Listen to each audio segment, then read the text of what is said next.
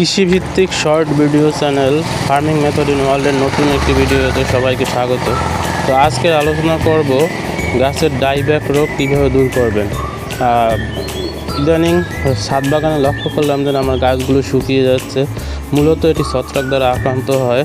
গাছটি প্রথমে শিকড় শুকিয়ে যায়, এরপর আক্রান্ত সব গাছ মরে যায়। তো এখন এটার প্রতিরোধ করার জন্য আমি অ্যাজোস্ট্রোবিন 20% ও ডাইক্লোফেনোজেল 12.5% সমৃদ্ধ জেনিজেল 32.5 SC ব্যবহার করব। তো এটি একটি শক্তিশালী ছত্রাকনাশক। এটি ব্যবহারের 21 দিন পর ফসল তোলা উচিত। তো এটি ব্যবহারের ফলে গাছ সবুজ ও সতেজ হয়ে উঠবে এবং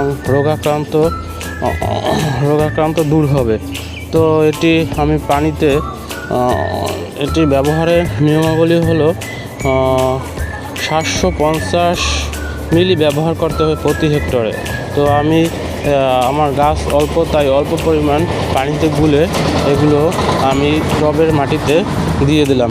তো বন্ধুরা, এর পরবর্তী ভিডিওতে আপডেট থাকবে। তো সঙ্গে থাকুন ফার্মিং মেথড ইন ওয়ার্ল্ডের সাথে। ধন্যবাদ ভিডিওটি দেখার জন্য। পরবর্তী ভিডিওতে দেখা হবে। আর ভালো থাকুন, সুস্থ থাকুন। ধন্যবাদ।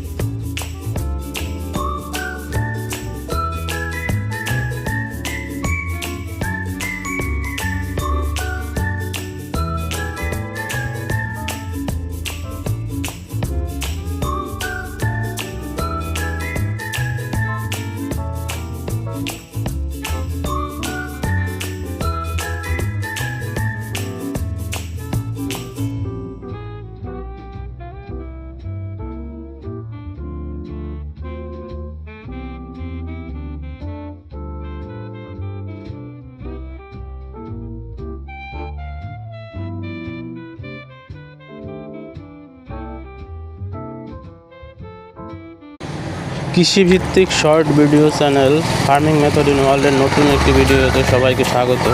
তো আজকে আলোচনা করব গাছের ডাইব্যাক রোগ কীভাবে দূর করবেন। ইদানিং ছাদ বাগানে লক্ষ্য করলাম যে আমার গাছগুলো শুকিয়ে যাচ্ছে। মূলত এটি ছত্রাক দ্বারা আক্রান্ত হয়। গাছটি